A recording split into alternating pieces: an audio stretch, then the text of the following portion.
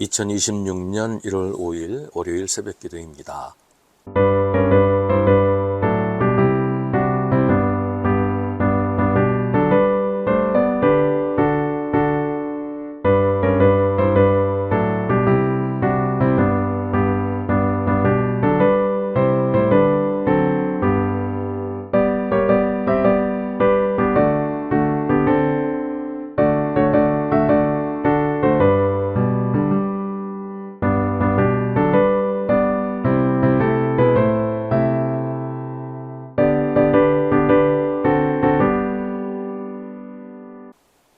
고린도전서 10장 1절부터 13절입니다.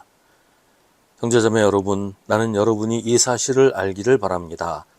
우리 조상들은 모두 구름의 보호 아래에 있었고 바다 가운데를 지나갔습니다. 이렇게 그들은 모두 구름과 바다 속에서 세례를 받아 모세에게 속하게 되었습니다. 그들은 모두 똑같은 신령한 음식을 먹고 모두 똑같은 신령한 물을 마셨습니다. 그들은 자기들과 동행하는 신령한 바위에서 물을 마신 것입니다. 그 바위는 그리스도였습니다. 그러나 그들의 대다수를 하나님께서는 좋아하지 않으셨습니다. 그들은 광야에서 멸망하고 말았습니다. 이런 일들은 우리 조상들이 악을 좋아한 것과 같이 우리가 악을 좋아하는 사람이 되어서는 안 된다는 것을 우리에게 가르쳐주는 본보기가 되었습니다. 그들 가운데 얼마는 우상을 숭배했습니다. 성경에 기록하기를 백성들이 앉아서 먹고 마셨으며 일어서서 춤을 추었다 하였습니다. 여러분은 그들과 같이 우상 숭배자가 되어서는 안 됩니다. 간음하지 맙시다. 그들 가운데 얼마가 간음을 하였고 하루에 23,000명이나 쓰러져 죽었습니다. 그리스도를 시험하지 맙시다. 그들 가운데 얼마는 그리스도를 시험하였고 뱀에게 물려서 죽었습니다. 그들 가운데 얼마가 불평한 것과 같이 불평하지 마십시오. 그들은 파멸시키는 이에게 멸망을 당하였습니다. 이런 일들이 그들에게 일어난 것은 본보기가 되게 하려는 것이며 그것들이 기록된 것은 말세를 만난 우리에게 경고가 되게 하려는 것입니다. 그러므로 서 있다고 생각하는 사람은 넘어지지 않도록 조심하십시오. 여러분은 사람이 흔히 겪는 시련 밖에 다른 시련을 당한 적이 없습니다. 하나님은 신실하십니다. 여러분이 감당할 수 있는 능력 이상으로 시련을 겪는 것을 하나님은 허락하지 않으십니다. 하나님께서는 시련과 함께 그것을 벗어날 길도 마련해 주셔서 여러분이 그 시련을 견디어낼 수 있게 해주십니다. 아멘. 바울은 지금 고린도 교회의 모습을 출애굽해서 광야를 건너는 이스라엘과 같다고 말합니다. 물론 상황이 똑같지는 않지요. 출애굽의 광야는 고난길이었지만 고린도 교회가 지금 그런 고난을 당하고 있지는 않습니다.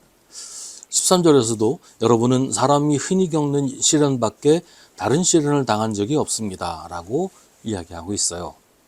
그러나 둘 사이에는 공통점이 있습니다. 광야에서 이스라엘이 했던 일을 고린도 교회가 똑같이 하고 있다는 거예요. 광야의 이스라엘 백성들처럼 고린도 교회 교인들 가운데 어떤 사람들이 우상을 숭배하고 간음을 하고 그리스도를 시험하고 불평을 했던 겁니다. 광야가 거칠고 힘든 곳이기는 하지만 이스라엘 백성들은 그렇게 하면 안 되는 거였어요. 하나님께서 이스라엘을 거대 제국인 이집트에서 해방시키셨습니다.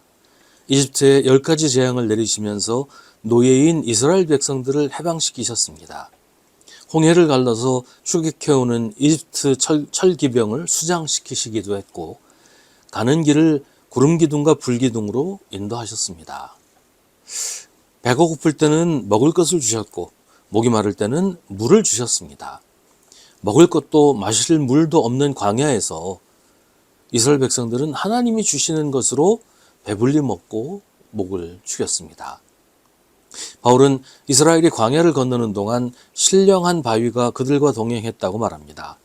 그 바위에서 신령한 물이 나와서 이스라엘이 마셨는데 그 바위는 곧 그리스도였다고 합니다. 그런데도 이스라엘은 하나님께 감사할 줄도 모르고 순종하지도 않으면서 우상을 숭배하고 간음을 하고 그리스도를 시험하고 불평을 했던 겁니다. 그 모습이 꼭 지금 고린도 교회와 같다고 바울은 말합니다. 지금 고린도 교회 교인들 중에도 그런 사람들이 있었다는 거예요. 우상을 숭배하는 사람이 있었습니다. 간음을 하기도 했습니다. 그리스도를 시험하고 불평을 했습니다. 고린도 교회는 다른 교회들에 비해서 상황이 좋은 편이었는데도 그랬어요. 물질적으로 풍족했고 심각한 박해가 있는 것도 아니었단 말이죠. 바울은 고린도 교회 교인들을 향해 광야에서의 이스라엘 백성들을 기억하라고 합니다. 그들 가운데 이런 죄를 범하고 악하게 산 사람들이 결국 가나안에 들어가지 못하고 광야에서 먼지가 되어버린 것처럼 고린도 교회 교인들 중에도 이스라엘 백성들이 했던 그런 죄를 짓고 그렇게 사는 사람들도 그들과 같은 신세가 될 것이다 라고 경고합니다. 11절처럼 이런 일들이 그들에게 일어난 것은 본보기가 되게 하려는 것이며 그것들이 기록된 것은 말세를 맞는 우리에게 경고가 되게 하려는 것입니다. 같은 이유로 이 말씀은 우리에게 경고가 됩니다.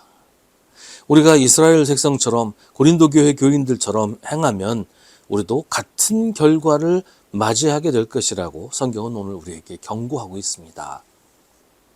하나님을 떠나 우상을 숭배하는 사람, 간음하는 사람, 그리스도를 신뢰하지 못하고 오히려 시험하는 사람, 하나님의 은혜에 대해 불평하는 사람은 그렇게 될 것입니다.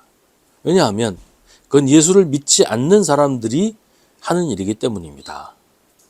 광야에서 이스라엘을 그렇게 한 것은 하나님을 믿지 않아서 그런 것이고 고린도 교회 교인들이 그렇게 하는 것 역시 예수님을 믿지 않아서 그렇게 한 것이었습니다. 그건 지금 우리도 마찬가지인 것이고요. 하나님을 신뢰하고 순종하지 않는 사람은 하나님의 심판을 면할 수 없습니다. 말로만 예수 믿는다고 하고 자기 혼자 나는 예수 믿는 사람이야 라고 생각한다고 해서 예수 믿는 사람이 되는 게 아니에요. 믿음은 삶으로 표현될 수밖에 없습니다. 왜냐하면 믿음은 머릿속에만 있는 게 아니라 우리의 삶 전체이기 때문입니다. 우리는 이들처럼 하지 맙시다. 광야의 이스라엘을 본받지 말고 불량한 고린도 교회 교인들을 따라가지 맙시다.